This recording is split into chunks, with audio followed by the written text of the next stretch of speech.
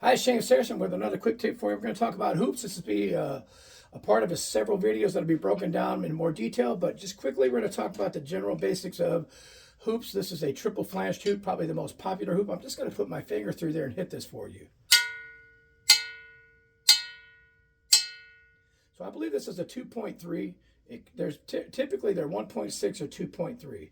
So that's a triple flange hoop, and it kind of has that little bit of that. Not a lot of overtones, but that old farm type thing. Now, this is a brass hoop. I don't know if it's just brass plated or not, but you're going to notice a different pitch and more sustain and whatnot. And this is a triple flange hoop as well. Okay. Now I'm going to go to an S hoop. Now I didn't want to take one off of a snare, so I grabbed one of these smaller ones. An S hoop is about 2.5 millimeters, so it's thicker than most triple flanges, and it's not as thick as a die cast. And let's get a little sound of this one.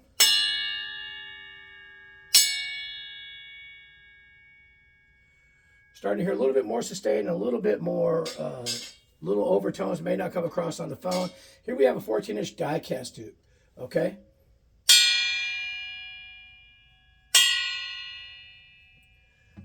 So that gives you an idea of the sustain of each type of hoop and the way they work. And we'll talk about the misconceptions about the hoops. In general, just a quick thing is a triple flange hoop is going to allow you to tune your drum differently. If you're one of those people who likes to have one lug loose and stuff like that, it works better with triple flange. Triple flange is more giving, even though it's a stronger hoop because it's steel, it's more giving from lug to lug and allowing you to do things. Some of the hoops just fell over. A die cast hoop is cast usually from zinc, sometimes aluminum. Structurally, it's more sound. As it pulls down, it's more even. So if you were going to detune one lug, when you hit that, chances are, instead of just that lug where you hit a rim shot coming loose, like it would on a triple flange, it will cause the other ones to, because the whole hoop will move.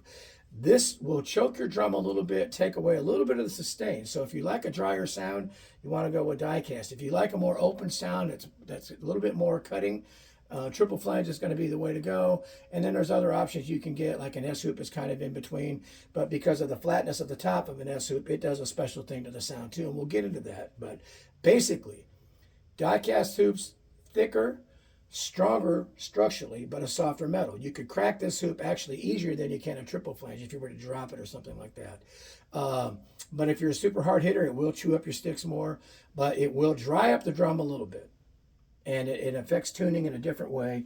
You have to be a little bit more on top of your game with tuning. The triple flange hoop, be it brass or whatever, is going to allow the drum to sing out more, have more overtones, more cut to it. And you're going to hear a little bit more resonance of the rim because it's not choking the sound, it's actually letting it breathe. And there's another triple flange for you. So we'll go through a bunch of detail on them, and we'll break it down, including the S hoop, which I dropped down here. Because this has a totally different effect, but it's really cool on the drums. And actually, Gavin Harrison's signature series Sonar drum comes with S hoops on it. So it's a pretty cool option, and they're very reasonable in price. But we'll get into those separately. So keep watching.